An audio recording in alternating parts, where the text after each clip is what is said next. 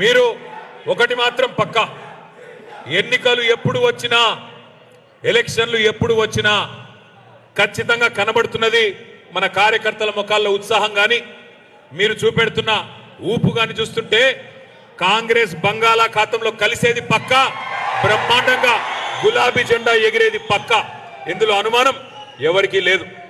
అయితే మరి ఇవాళ ఏ మూలకి పోయినా, తెలంగాణలో ఏ నియోజకవర్గానికి పోయినా, ఏ మూలకి పోయినా, నిన్న పరిగి పోయినాం, మొన్న చేవెళ్ళ పోయినాం, అంతకంటే ముందు వరంగల్, అంతకంటే ముందు ఆదిలాబాద్, ఎక్కడికి పోయినా ఇవాళ ఒక్కటే నినాదం వినబడుతున్నది, కాంగ్రెస్ పోవాలే, కేసీఆర్ రావాలే.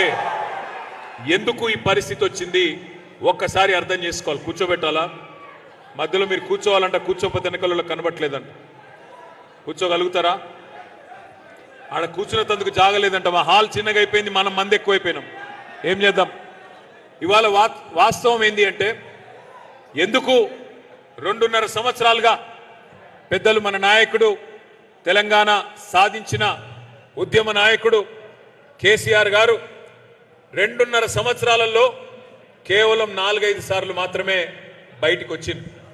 కానీ ఇవాళ ఎక్కడ ఎవరికి ఏ కష్టమున్నా వాళ్ళే గొంతు పెంచి పిలుస్తున్నారు. కేసీఆర్ అన్నా ఎక్కడున్నావు అని ఇవాళ గుర్తు చేసుకుంటా ఉన్నారు. ఎందుకు? ముఖ్యమంత్రిగా ఇక్కడ రేవంత్ రెడ్డి గారు ఉంటే ఎందుకు ఇంకా ప్రజలు కేసీఆర్ గారిని తలుచుకుంటున్నారు, ఎందుకు ఆయనని యాద్ చేసుకుంటున్నారు, మనం గుర్తు చేసుకోవాల్సిన అవసరం ఉంది.